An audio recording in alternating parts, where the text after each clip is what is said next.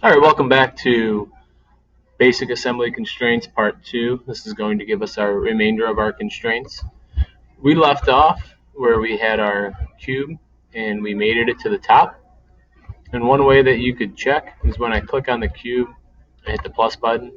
Right now I know that it's mated, and you can see that that mate highlights it there. You might ask, well, if it's mated, why does it seem to be floating all over? Well, it's all within your perception. When you change your view, and if I go to the front view and I'm moving that cube, I only can move it to the left and the right if it's not actually going up and down. So it is truly mated. So I'm going to go back to my view.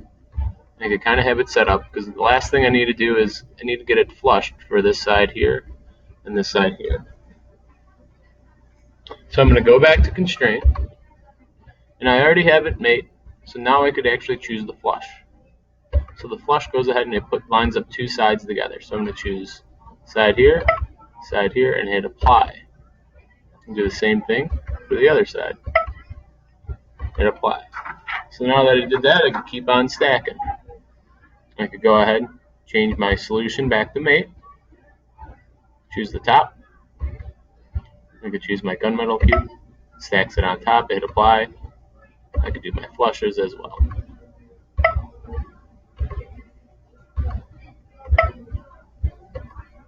Then I could keep on going. And I could go ahead and mate my cylinder. So I'm going to choose my cylinder here, top surface, and I hit apply. And now the cylinder is unique because it's rounded. So what we actually need to do for our types, we need to choose this tangent. And we're going to go ahead and use this one for the inside. So we're going to choose our cylinder. And there you go, flush to the side, hit apply. And you do it one more time to the other side.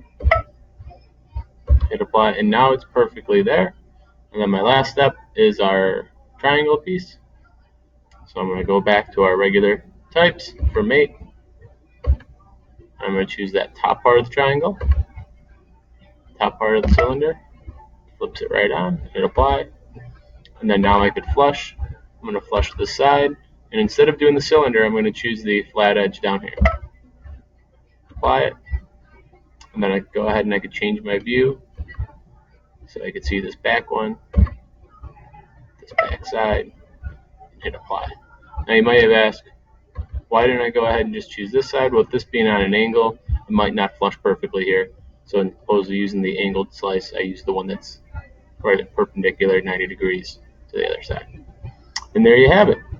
So now that everything is set, you try to move any of your pieces and you can't because you correctly mated and flushed them all together to our one piece that was grounded. Alright, hopefully that helps. You'll have two other assemblies that you will do. And you have a picture of them online from Google Classroom, so try them out. Thanks so much.